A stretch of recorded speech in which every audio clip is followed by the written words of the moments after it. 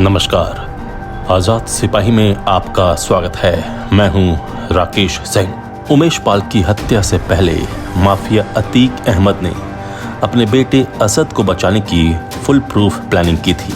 लखनऊ के महानगर स्थित जिस यूनिवर्सल अपार्टमेंट में असद रहता था, घटना को अंजाम देने से पहले वो अपना मोबाइल फ्लैट पर ही छोड़ गया था।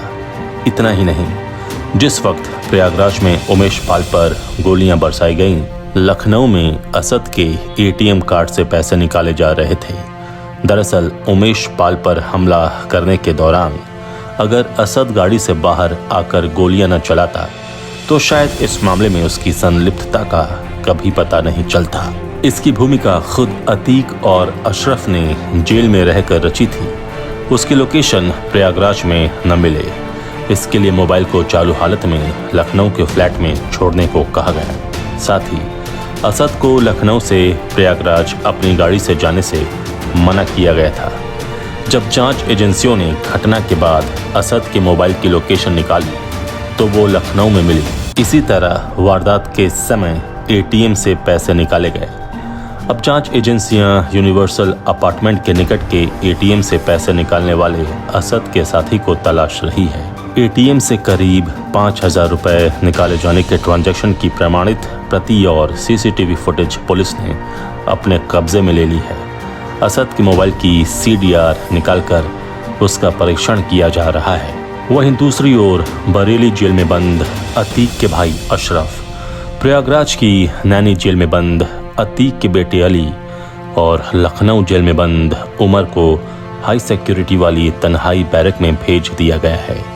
डीजी जेल आनंद कुमार के निर्देश पर तीनों को लगातार 24 घंटे सीसीटीवी सर्विलांस के दायरे में रखा गया है।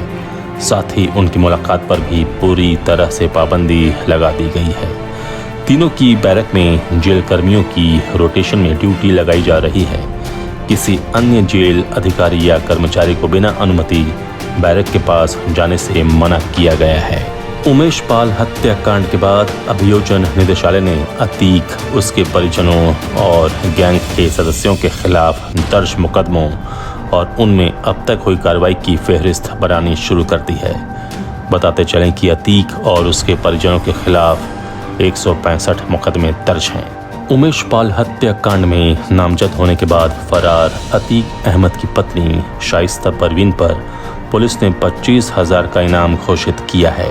उमेश पाल की हत्या के बाद उनकी पत्नी जयापाल ने अतीक अहमद, उसके भाई अशरफ और शाइस्ता परवीन को नामजद किया था। इसके अलावा गुड्डू मुस्लिम और गुलाम को भी नामजद किया गया है। इस मुकदमे में बाद में अतीक के बेटे असद को भी पुलिस ने नामजद किया था। कुछ और के नाम भी सामने आए थे। पुलिस इस मामले में असद, गुड्डू मुस्लिम, अरमान, साबिर और गुलाम पर पहले ही 2.5 लाख का इनाम घोषित कर चुकी है। शनिवार को पुलिस ने अतीक की पत्नी शाइस्ता परवीन पर भी 25,000 के इनाम की घोषणा कर दी। उमेश पाल हत्याकांड में नामजद होने के बाद शाइस्ता परवीन फरार हो गई थी। उसने अपने वकीलों के माध्यम से ही अपने नाबालिग बेटों समेत परिवार के अन्य सदस्यों के लिए हाईकोर्ट में हैबियस कॉर्पस दाखिल किया था, जिसके बाद पुलिस ने अशरफ की पत्नी और अतीक की बहन को निरोधात्मक कार्रवाई के बाद रिहा कर दिया था। दोनों नाबालिग बेटों को भी बाल संरक्षण गृह पहुंचाया गया। उमेश पाल की राजनीतिक महत्वाकांक्षा भी सामने आ रही है। वो 2022 के विधानसभा चुनाव में फाफा मऊ विधानसभा सीट से चुनाव लड़ना चाहते थे। इसके लिए उन्होंने सपा के कई नेताओं से पैरवी कराई। जोड़ तोड़कर वह सपा सुप्रीमो अखिलेश यादव तक पहुंचे और पार्टी का दामन भी थाम लिया, लेकिन उन्हें टिकट नहीं मिल सका। अंततः उमेश फिर भाजपा में आ गए थे। विधानसभा चुनाव से करीब 8 महीने पहले तत्कालीन जिला उपाध्यक्ष राम सुमेर पाल के जरिए उमेश पाल सपा अध्यक्ष अखिलेश यादव से लखनऊ स्थित पार्टी कार्यालय पर मिले थे। तब बाकायदा अखिलेश की मौजूदगी में उमेश को सपा की सदस्यता ग्रहण कराई गई थी।